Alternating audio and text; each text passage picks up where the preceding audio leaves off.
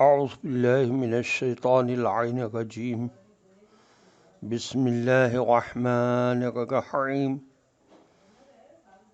سورہ مبارکہ انفال کی آیت نمبر 71 کی تلاوت کی جاتی ہے اور اس کے بعد انشاءاللہ اس کا ترجمہ پیش کیا جائے گا۔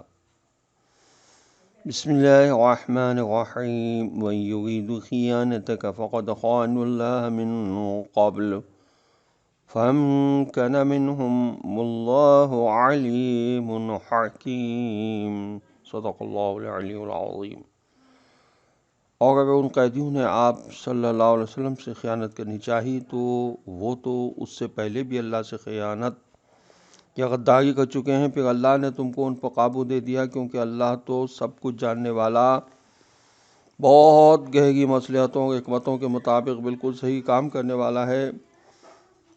اس آیت کے ذیل میں تفسیر ماجدی میں یہ لکھا ہے کہ مطلب یہ ہے کہ اگر ان کی نیت خالص نہ بھی ہو اور ان کا مقصد آپ صلی اللہ علیہ وسلم کو دھوکہ ہی دینا ہو، تب بھی آپ صلی اللہ علیہ وسلم فکر نہ کیجیے، اللہ ان کو ان کی چال چلنے ہی نہ دے گا اور ان کو گرفتار کرا دے گا، جیسا کہ جنگ بدر میں کر چکا ہے، کیونکہ وہ خوب جانتا ہے کہ خائن کون ہے، اور وہ کوئی بھی ایسی تدبیر نکال دے گا کہ خائن مغلوب ہو کر رہیں گے۔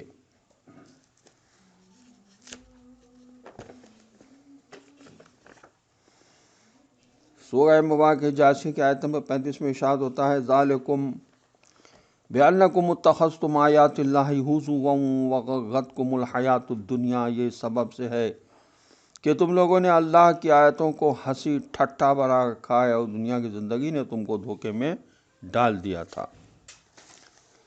سورہ مبارکہ انعام کی آیت نمبر 70 میں ارشاد ہوتا ہے، وَذَرِ الَّذِينَ اتَّخَذُوا دِینَهُمْ لَعِبًا وَلَهْوًا وَغَرَّتْهُمُ الْحَیَاۃُ الدُّنْیَا، اور جن لوگوں نے اپنے دین کو کھیل تماشا بنا رکھا ہے اور دنیا کی زندگی نے انہیں دھوکے میں ڈال رکھا ہے، ایسے لوگوں کو چھوڑ دو۔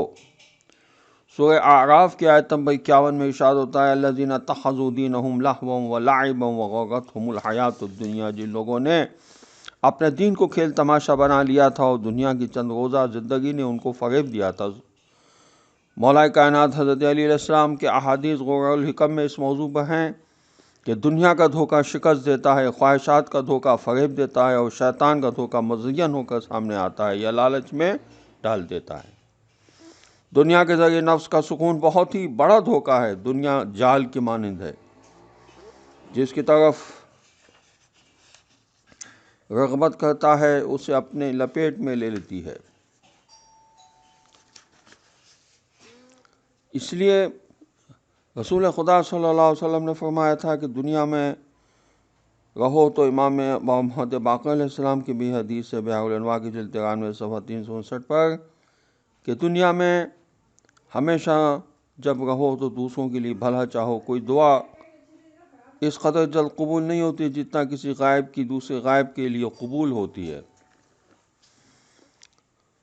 اور جو کار خیر کرے اسے خود اپنی ذات سے آغاز کرنا چاہیے۔ یہ بھی مولا علی علیہ السلام کا ارشاد ہے۔ مزید مولا فرماتے ہیں کہ خیر کا لباس زیب تن کرنے والا شر کے لباس کو اتار پھینکتا ہے، اور خیر نیکی کا درخت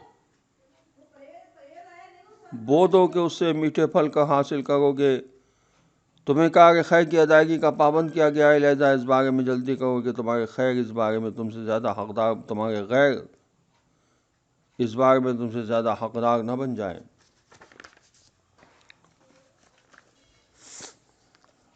مولا امام زمانہ عجل اللہ تعالی فرجہ شریف کہ ظہور کا وقت خدا کے علاوہ کوئی نہیں جانتا، اس لیے کہ ظہور کا دار و مدار علامتوں پر نہیں بلکہ اسباب کی فراہمی پر ہے۔ جس وقت اسباب فراہم ہو گئے، خدا اسی لہجہ امام عجل اللہ تعالی فرجہ شریف کو ظاہر کر دے گا۔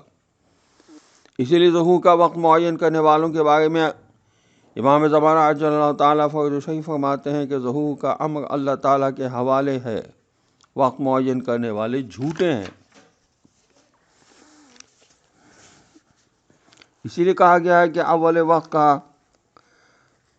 لحاظ رکھو۔ رسول اللہ صلی اللہ علیہ وسلم کی حدیث ہے، مسند کے جلد 10 صفحہ 316 میں،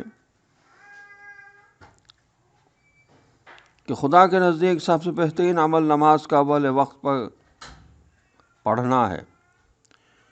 وآخر دعوانا الحمد للہ رب العالمین، والسلام علیکم ورحمۃ اللہ وبرکاتہ۔